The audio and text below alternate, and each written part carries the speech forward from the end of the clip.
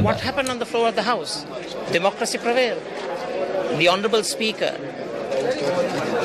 at all instances, requested the members of Parliament to participate in a vote, even for the suspension of standing orders and for the vote of no confidence. You would have observed that the majority were on their seats. They didn't want to disrupt the process because we had the numbers. And you had the minority, that is minority in Parliament, trying to disrupt, distract and destroy the democratic process. What should Mr. Rajapaksa do now? No, it's not up to me to tell the ex-president what he should do. I think he's quite capable of coming to his own conclusions regarding his future steps. But it's not what Mr. Mahinda Rajapaksa should do.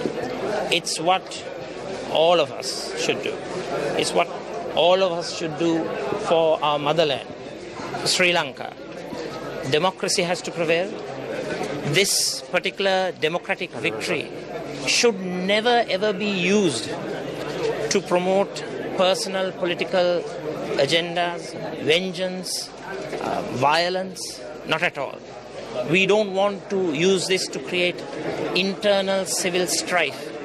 We want to use this memorable occasion to enhance democracy, to promote freedom, to focus on the economic and social rights of the people of our country.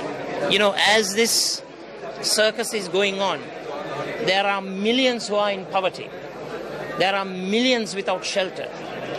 Millions are landless. So we have to understand priority lies there and nowhere else. So the President should now swear in Mr. Wickramasinghe as Prime Minister.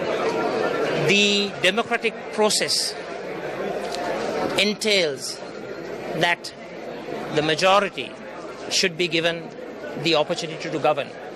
So Honourable Ranil Wickramasinghe, as the leader of this alliance of parties with the United National Front as the helm, should be given the opportunity to form the government and serve Mother Sri Lanka.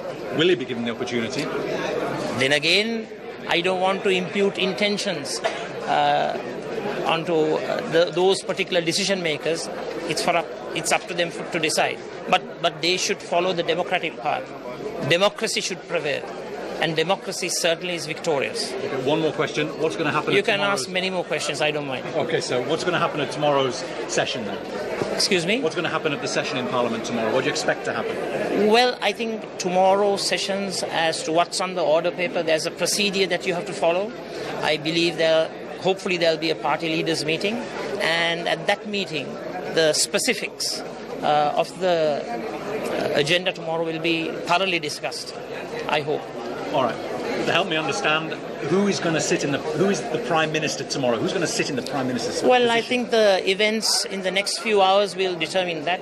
I'm pretty sure that His Excellency the President will ask our Honourable Prime Minister, to us he's still the Prime Minister, Honourable Ranil Wickramasinghe, to form the government.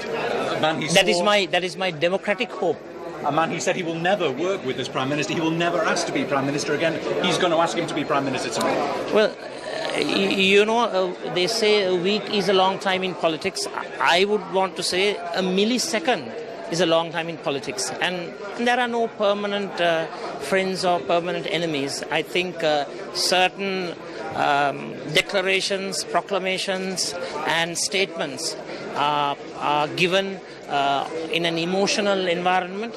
I think when sanity prevails, the right thing will be done by the country. And always, number one, we have to keep in mind democracy. The democracy should prevail. Democracy should be victorious. Okay, so thank you. Very much.